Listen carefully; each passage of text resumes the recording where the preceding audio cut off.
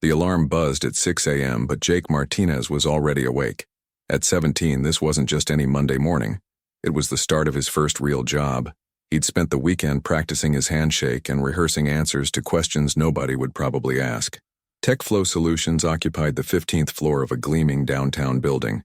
Jake's reflection in the elevator doors showed a nervous kid in his best shirt, clutching a folder with copies of his resume he'd probably never need. "You must be Jake," said a woman at reception. "Mr. Harrison is waiting for you in conference room B." Jake had researched the company thoroughly. TechFlow specialized in business software solutions, and their client retention rate was impressive. What he hadn't researched was his new boss. Mr. Harrison stood as Jake entered, a man in his 40s with sharp eyes and an even sharper suit. No smile, just a firm handshake and a gesture toward a chair. "Sit down, Martinez. Let's establish some ground rules." Jake's stomach tightened. This wasn't the warm welcome he'd imagined. First, punctuality isn't negotiable. 8 a.m. means 8 a.m., not 8:01. Second, every task has a deadline, and every deadline will be met. Third, excuses don't solve problems. Solutions do. Harrison slid a thick manual across the table. "Study this tonight. Tomorrow you'll shadow Sarah from our sales team. Questions?" Jake wanted to ask about lunch breaks, dress code, or literally anything that might make Harrison seem human. Instead, he shook his head. "Good. Sarah will show you to your desk." As they walked through the office, Jake noticed something unusual. Despite Harrison's intimidating introduction, the workspace buzzed with focused energy. Employees moved with purpose, phones rang constantly, and multiple conversations about client solutions filled the air. Sarah Chen, a woman in her mid-20s, greeted Jake with genuine warmth. "Don't let Harrison's intensity scare you. He's tough, but this team produces results." She led him to a small desk near the sales floor. "See that board?" She pointed to a large display showing monthly targets and current numbers. "We're already at 110% of our goal, and it's only the 20th. "That's incredible," Jake said. "Harrison must be pleased." Sarah's expression shifted slightly. "Harrison doesn't really do pleased. He just sets the next target higher." Throughout the day, Jake observed the team dynamics. Every call was professional, every email was proofread, and every client interaction was handled with expertise. When someone struggled with a difficult customer, colleagues immediately offered support. At 3 p.m., Harrison emerged from his office for what Sarah called the afternoon rounds. He stopped at each desk, reviewing progress and offering brief, pointed feedback. "Thompson, your follow-up time is improving, but your closing rate needs work. Practice the objection responses we discussed." "Lisa, excellent work on the Morrison account. Apply the same strategy to the pending proposals." Jake noticed that while Harrison's tone remained serious, his feedback was always constructive. He never criticized without offering a solution. "Martinez," Harrison said, stopping at Jake's desk. "What have you observed today?" Jake's mind raced. "Everyone seems very focused and professional. The team works well together. And why do you think that is?" "Good training?" Jake ventured. "Standards," Harrison corrected. "When you expect excellence, you usually get it. When you accept mediocrity, that's exactly what you'll receive." As 5 p.m. approached, Jake watched the office transformation. Instead of people rushing for the exits, team members finished their tasks properly, updated their project files, and prepared for the next day. Harrison appeared at Jake's desk one final time. "How was your first day?" "Educational," Jake replied honestly. "Good. Tomorrow we'll see if you can apply what you've learned. Remember, this isn't school anymore. Your actions affect real clients and real revenue." Walking to the bus stop, Jake reflected on the day. Harrison was definitely intense, maybe even harsh, but there was something undeniably impressive about the operation he ran. The question was whether Jake could survive in such a demanding environment. His phone buzzed with a text from his friend Mike. "How was the new job? Cool, boss?" Jake stared at the message for a long moment before typing back, "Definitely not cool, but maybe that's not the point." 3 months into the job, Jake had developed a routine. Arrive at 7:55 a.m., review the day's priorities, and brace himself for Harrison's morning briefing. "Good morning, team," Harrison announced, his voice cutting through the office chatter. Yesterday's numbers were acceptable, but acceptable doesn't win clients or build careers. Today's focus is the quarterly review preparation. Jake had learned to decode Harrison's language. Acceptable meant they'd exceeded targets. Focus meant everyone would work late. and preparation meant perfection was the minimum standard. Sarah leaned over to Jake's desk. 3 months and you're still here. That's actually impressive. Why? Do people usually quit faster? Let's just say Harrison has a way of separating those who want to work from those who want to coast. The morning flew by in a blur of client calls and proposal reviews. Jake had discovered he was actually good at this work. The problem-solving aspect appealed to him, and clients seemed to respond well to his enthusiasm. At 11 a.m., Harrison called a team meeting. The conference room filled with the 8-person sales team, notebooks ready. Monthly results, Harrison began, pulling up a presentation. Revenue, 127% of target. Client retention, 98%. New account acquisition, 115% of goal. Jake felt a surge of pride. These were incredible numbers by any standard. Questions? Harrison asked. Should we celebrate? Asked Tom, one of the senior salespeople. Maybe a team lunch? Harrison's expression didn't change. Celebrate what? Meeting the expectations you're paid to meet? Next month's targets are on your desks. Meeting adjourned. The room emptied in uncomfortable silence. Jake lingered, genuinely confused. Mr. Harrison, can I ask something? Make it quick, Martinez. Those numbers were really good, right? I mean, 127% seems like something worth acknowledging. Harrison studied Jake for a moment. Do you want acknowledgement or do you want to become excellent at what you do? Both? Here's the problem with celebration, Martinez. The moment you start congratulating yourself for doing your job well, you stop pushing to do it better. Our competitors aren't celebrating. They're working to beat us. Jake wanted to argue, but something in Harrison's tone suggested this wasn't a debate. Look around this office, Harrison continued. Everyone here could get hired anywhere in the city tomorrow. Why? Because they've been trained to exceed expectations, not meet them. The afternoon brought a crisis that would test Harrison's philosophy. Their biggest client, Morrison Industries, called with a major complaint about a software glitch affecting their payroll system. Jake watched Harrison handle the situation. No panic, no blame. Just immediate action. Sarah, get our tech team on a conference call in 5 minutes. Tom, pull the Morrison contract and identify our liability exposure. Lisa, prepare a timeline for temporary solutions. Within an hour, they had a fix implemented and a prevention plan in place. The client was satisfied, even impressed by the rapid response. Good work, everyone, Harrison said simply, then returned to his office. That's it? Jake asked Sarah. We just saved $1 million account and he says good work? Jake, that wasn't extraordinary. That was Tuesday. Harrison expects us to handle crises like professionals because he's trained us to be professionals. As weeks passed, Jake began noticing patterns. When team members made mistakes, Harrison's criticism was swift but always focused on improvement. When they succeeded, he simply moved on to the next challenge. The lack of praise started affecting team morale. During lunch breaks, conversations often turned to complaints about Harrison's management style. I've been here 2 years, said Lisa. Not once has he said thank you or great job. It's like working for a robot. My girlfriend keeps asking why I stay, added Tom. Honestly, I'm starting to wonder myself. Jake found himself caught between two feelings. On one hand, he was learning more in 3 months than he'd learned in 4 years of high school. On the other hand, the constant pressure and lack of recognition was exhausting. One evening, as Jake prepared to leave, he noticed Harrison still in his office reviewing reports. The man worked longer hours than anyone, yet never seemed to expect credit for his dedication. Martinez, Harrison called out. A word. Jake approached the office cautiously. Your performance has been solid. You're meeting deadlines and clients respond well to you. Jake waited for more, but Harrison had already turned back to his computer. Thank you, sir. Don't thank me. Thank yourself for doing the work. Walking home, Jake realized something troubling.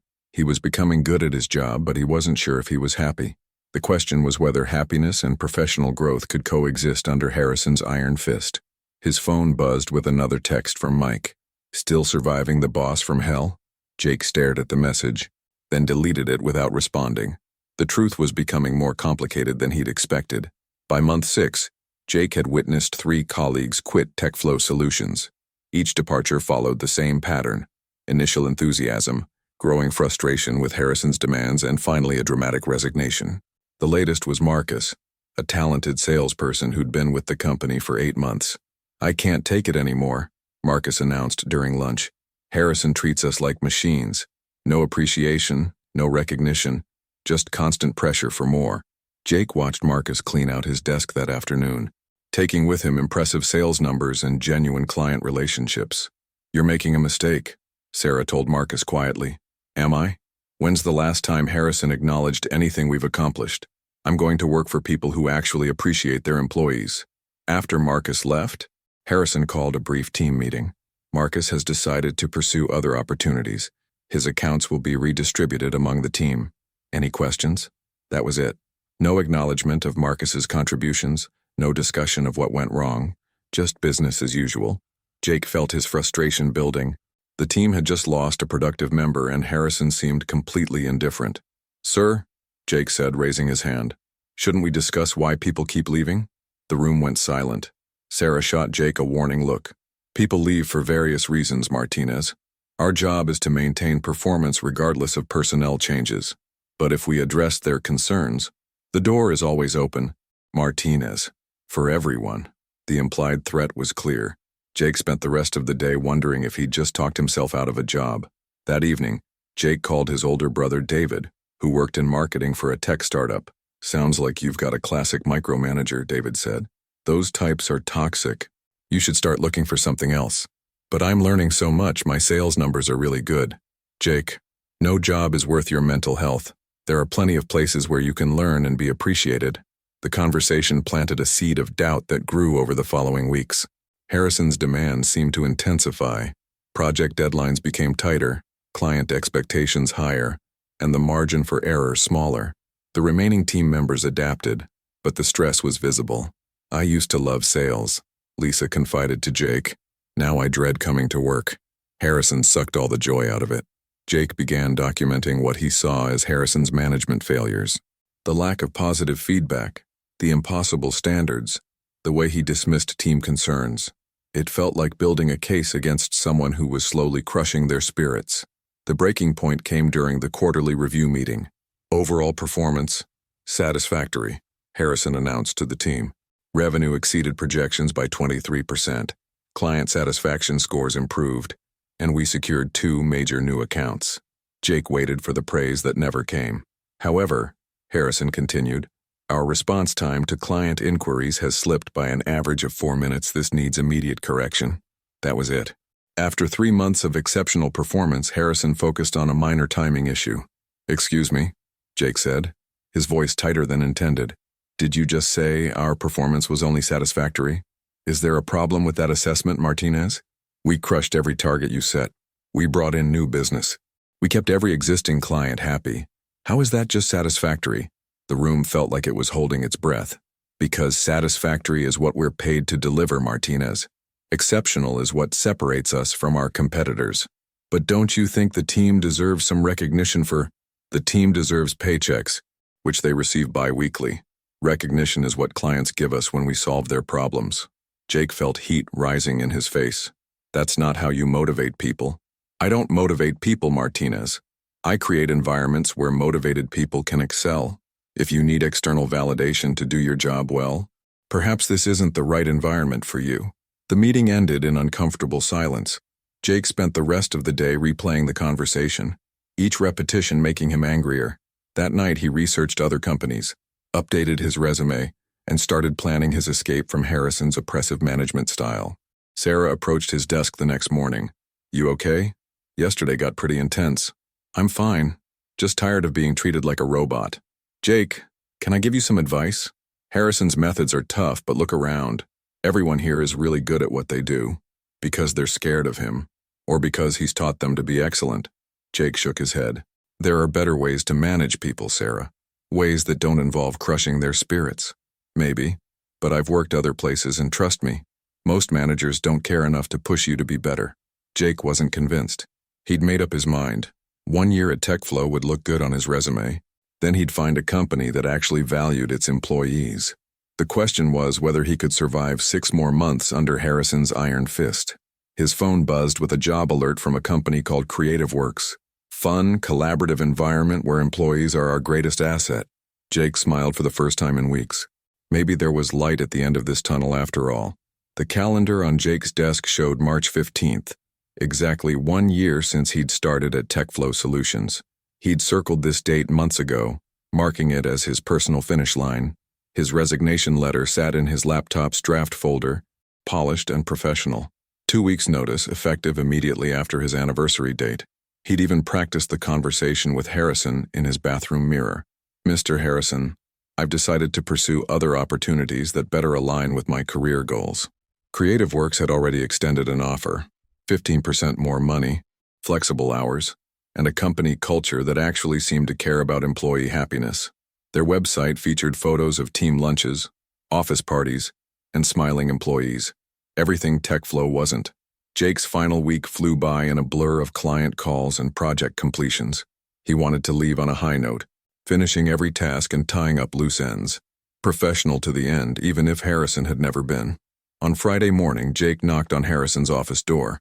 "Come in, Martinez." "Sir, I'd like to schedule a meeting to discuss my future with the company." Harrison looked up from his computer, his expression unreadable. "I see. Monday at 9 a.m. work for you? Actually, I was hoping we could talk today." "Very well. Close the door." Jake's heart pounded as he took the familiar seat across from Harrison's desk, the same chair where he'd received countless critiques, impossible deadlines, and zero praise.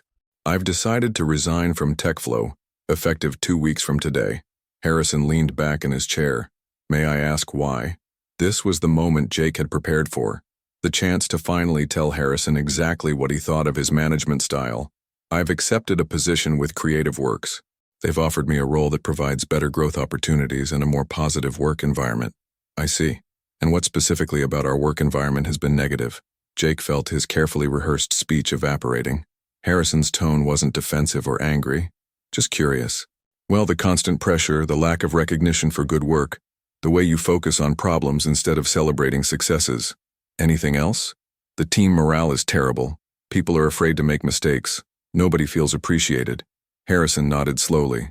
"Those are fair observations. Tell me about Creative Works." "They prioritize employee satisfaction. Team-building events, flexible schedules, regular feedback sessions. They treat their people like human beings, not just productivity units." "Sounds appealing. What will your role be?" "Junior account manager. I'll be working with small to medium-sized clients, building relationships and growing accounts." "Starting salary?" Jake hesitated. "That's personal." "Of course. I assume it's competitive, or you wouldn't be leaving." The conversation wasn't going as Jake had expected. Where was Harrison's attempt to convince him to stay? Where was the recognition of what he'd be losing? "Is there anything that would change your mind about leaving?" Harrison asked. "Honestly, I don't think so. I need to work somewhere that values what I bring to the team." "Understood. I'll need you to document your current projects and client relationships for transition purposes. Sarah can help coordinate the handover." That was it. No counteroffer, no acknowledgement of Jake's contributions, no attempt to address his concerns, just business. "Sir, can I ask you something?" "Go ahead. Don't you care that you're losing good people? Marcus, Jennifer, now me. We all left for the same reasons." Harrison was quiet for a long moment. "Martinez, in my 15 years of management, I've had dozens of people work for me. Some stay, some leave. My job isn't to make people happy. It's to prepare them for success. But what if you could do both? Perhaps. But I've found that comfort and growth rarely coexist. The choice is yours to make." Jake left the meeting feeling oddly deflated. He'd expected confrontation, maybe even an argument. Instead, Harrison had simply accepted his decision with professional detachment. The next 2 weeks passed quickly. Jake trained Sarah on his accounts, documented his processes, and said goodbye to his colleagues. Most were supportive, though a few seemed envious of his escape. "You're brave," Lisa told him. "I keep thinking about leaving, but the money's too good. And honestly," Tom added, "I'm not sure I could handle starting over somewhere else. Harrison's trained us to work at a pretty high level."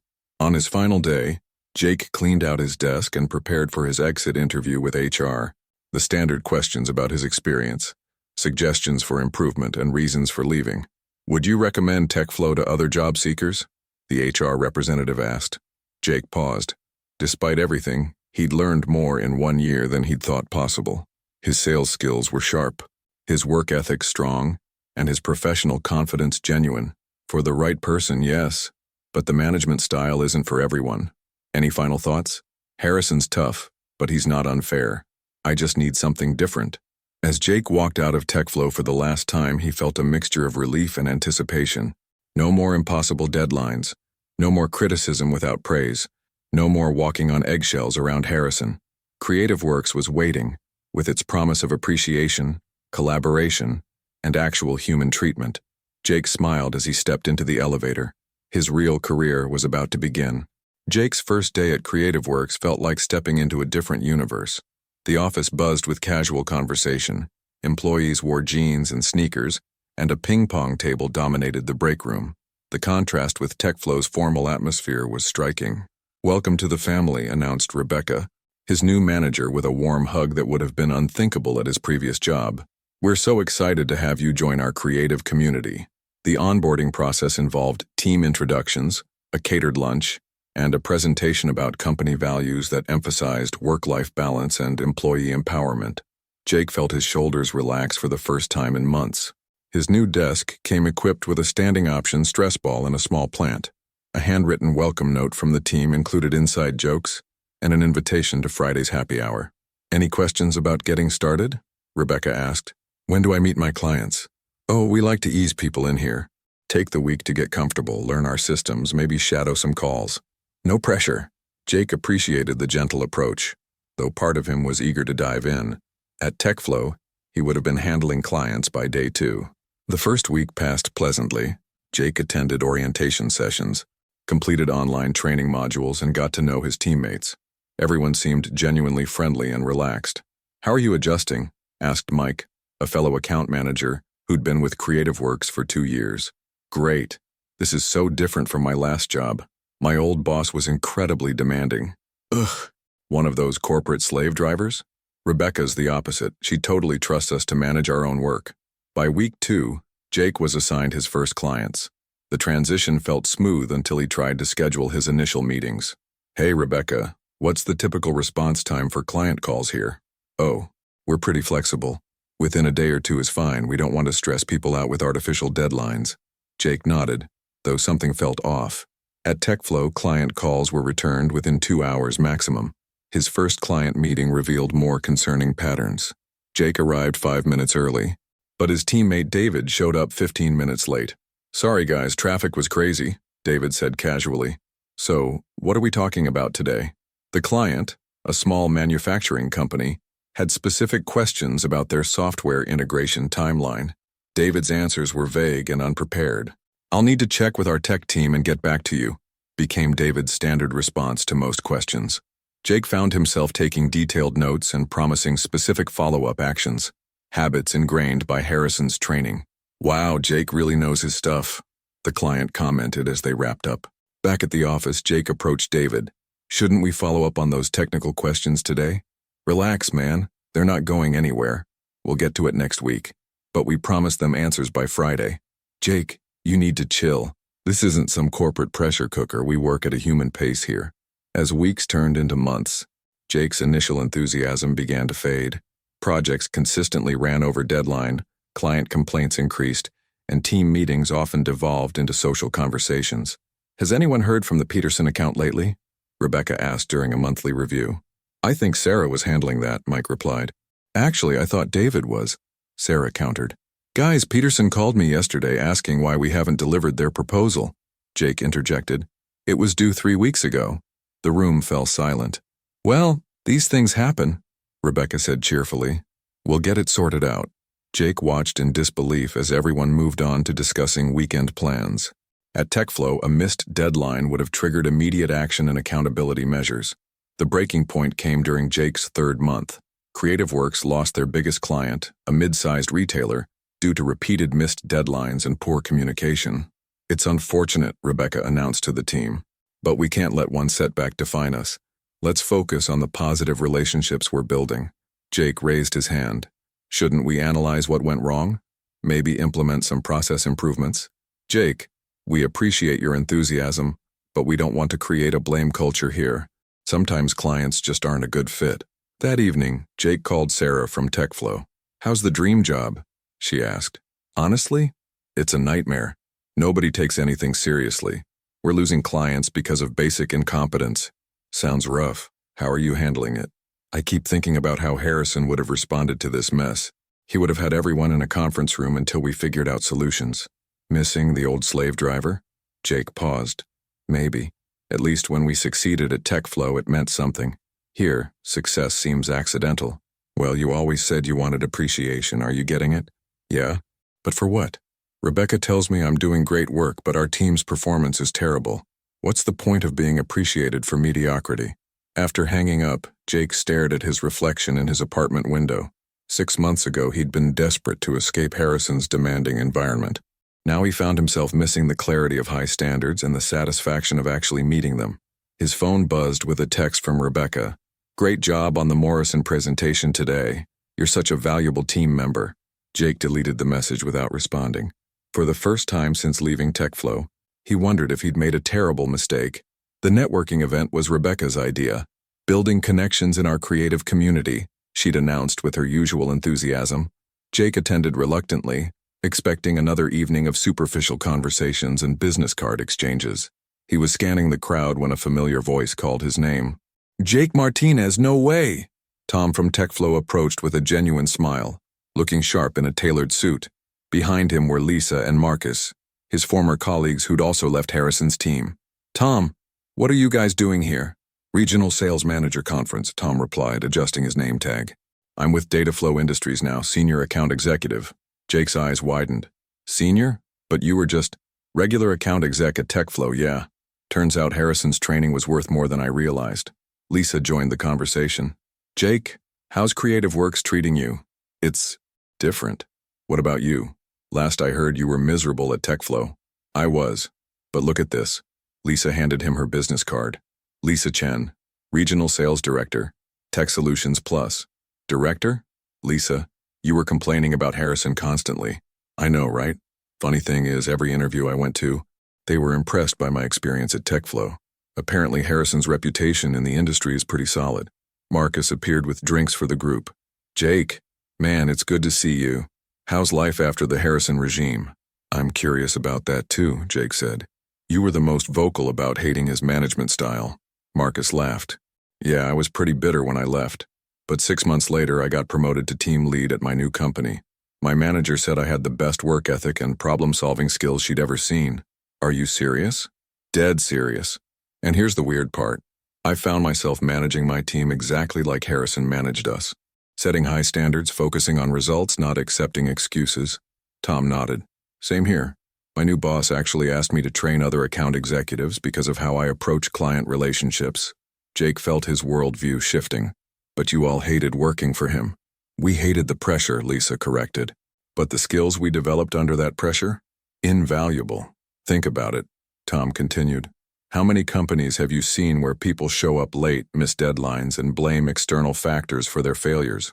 Actually, Jake thought about Creative Works. More than I'd like to admit. Harrison never let us develop those bad habits. Every deadline mattered. Every client interaction was professional. Every mistake was a learning opportunity. Marcus pulled out his phone. "Look at this." He showed Jake a text message. "Marcus, your team exceeded Q3 targets by 18%. Excellent leadership. Jennifer, his current boss." "When's the last time you got feedback like that at Creative Works?" Marcus asked. Jake realized he couldn't remember receiving any meaningful feedback at all. Rebecca's constant praise felt hollow, because it wasn't tied to actual performance metrics. "But what about appreciation?" Jake asked. "Harrison never acknowledged good work." "Didn't he?" Lisa challenged. "He gave us increasingly complex projects, more important clients, greater responsibility. That was his way of showing trust." Tom agreed. "I thought I wanted a boss who would tell me I was doing great. Turns out I wanted a boss who would make me actually great." The conversation continued for another hour. Jake learned that all three of his former colleagues had not only found better positions, but were thriving in leadership roles. They credited their TechFlow experience with preparing them for real-world business challenges. "The thing about Harrison," Lisa explained, "is that he wasn't trying to make us happy. He was trying to make us excellent. There's a difference. But the stress, the constant criticism, was preparation," Marcus finished. "Every difficult client, every impossible deadline, every high-pressure situation we face now feels manageable, because we've been through worse." As the evening wound down, Jake exchanged contact information with his former colleagues. Walking to his car, He reflected on the conversation. At Creative Works, he was appreciated but not challenged. His teammates were friendly but unprofessional. His manager was supportive but ineffective. The positive work environment he'd craved was actually holding him back. His phone buzzed with a message from Tom. BTW, Harrison asked about you last week. Said you had potential but needed to learn the difference between comfort and growth. Thought you should know. Jake stared at the message for a long time. Harrison had been thinking about him? Had seen potential? That night, Jake couldn't sleep. He kept replaying conversations from TechFlow, but with new perspective. Harrison's criticism hadn't been personal. It had been professional development. His high standards hadn't been cruel. They had been preparation. The next morning, Jake looked around the Creative Works office with fresh eyes. David was 20 minutes late again. Sarah was handling personal calls during work hours. Rebecca was praising Mike for a presentation that Jake knew was substandard. For the first time since leaving TechFlow, Jake wondered if he'd confused kindness with leadership and comfort with growth. His former colleagues had found success by embracing the lessons they'd initially resented. Maybe it was time for Jake to reconsider what he'd learned under Harrison's demanding tutelage. The question was, what was he going to do about it? 6 months after the networking event, Jake's perspective on leadership had completely transformed. The revelation came not through theory or reflection, but through practical necessity. Jake, we need to talk, Rebecca announced during their weekly one-on-one meeting. The Morrison account is requesting a new point of contact, and honestly, you're the only one they trust. Jake wasn't surprised. Morrison had become increasingly frustrated with missed deadlines and poor communication from the Creative Works team. I'd like you to take over as their primary account manager, Rebecca continued. And we're thinking about promoting you to team lead for the small business division. Team lead? Jake's heart raced. Rebecca, I've only been here 9 months.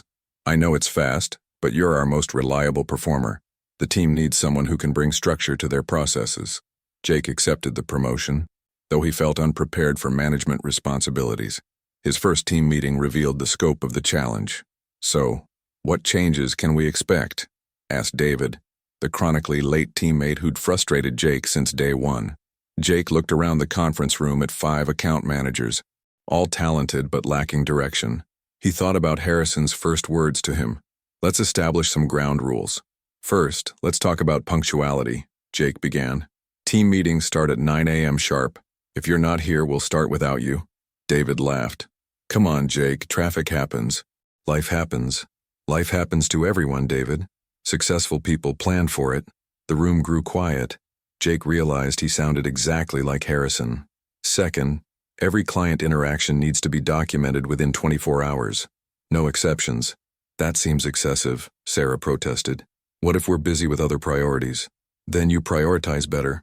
Our clients deserve professional service, and professional service requires accountability. Over the following weeks, Jake implemented systems that felt familiar yet foreign. Daily check-ins, weekly performance reviews, clear deadlines with consequences. His team initially resisted, complaining about the corporate atmosphere Jake was creating. This isn't the Creative Works way, Mike argued during a particularly tense meeting. We're supposed to be collaborative and supportive. Collaborative doesn't mean chaotic, Jake replied. Supportive doesn't mean accepting poor performance. The real test came when David missed a critical client deadline for the 3rd time in a month. Jake, I know you're upset, but the client will understand. These things happen. Jake felt a moment of clarity. This was exactly the attitude that had frustrated him at Creative Works, and exactly the attitude Harrison had never tolerated. David, we need to discuss your future with this team. What do you mean? I mean you've missed 3 deadlines this month. Your client communication is inconsistent and your work quality has declined. This isn't sustainable. Are you threatening to fire me? I'm offering you a choice. Either commit to meeting our standards or find a team where your current performance level is acceptable. David stared at Jake in shock. You've changed, man. You used to be cool. I used to accept mediocrity. Now I expect excellence. The conversation ended with David's resignation 2 weeks later. Jake felt a mixture of sadness and relief, the same emotions he'd seen in Harrison's face when employees left TechFlow. But something interesting happened after David's departure. The remaining team members stepped up their performance. Deadlines were met, client satisfaction improved, and the chaotic atmosphere began to stabilize. I have to admit, Mike said during a team meeting, things are running more smoothly now. The clients seem happier too. Sarah added. Morrison actually complimented our responsiveness last week. Jake realized he was experiencing the same satisfaction Harrison must have felt, not from being liked, but from developing a high-performing team. 3 months into his leadership role, Jake received an unexpected email. Jake, I heard about your promotion through industry contacts. Congratulations on your success. If you're ever interested in discussing leadership challenges, my door is always open. Harrison. Jake stared at the message for a long time. The man he'd once resented was offering mentorship. The irony wasn't lost on him. That evening, Jake called Tom from the networking event. Guess what? I'm turning into Harrison. Tom laughed. How's that working out for you? Better than I expected. My team's performance has improved dramatically, and I actually enjoy the challenge of developing people. Funny how that works. You start by hating the standards, then you realize the standards are what made you successful. Tom, do you think I should reach out to Harrison? Maybe apologize for how I left? I think Harrison would appreciate hearing from you. But more importantly, you might learn something valuable. The next day, Jake composed a careful email. Mr. Harrison, thank you for your message. I'd very much like to discuss leadership challenges with you. I'm beginning to understand that what I once saw as harsh management was actually preparation for real responsibility. Would you be available for coffee sometime this week? Jake. Harrison's response came within an hour. Jake, I'd be delighted to meet. How about Thursday at 3 p.m.? There's a coffee shop near TechFlow that serves excellent coffee and humble pie. Harrison. Jake smiled at the subtle humor. For the first time since leaving TechFlow, he was looking forward to seeing his former boss. As he prepared for the meeting, Jake reflected on his journey. He'd left TechFlow seeking appreciation and found mediocrity. He'd avoided Harrison's demanding standards, only to discover their value through his own leadership challenges. The boy who'd resented authority had become the man who understood its purpose. The employee who'd craved comfort had become the leader who provided challenge. Jake Martinez was ready to come full circle. If you enjoyed this story, please subscribe to our channel for notifications about upcoming videos. Leave a like and comment on this video so we can improve our future content.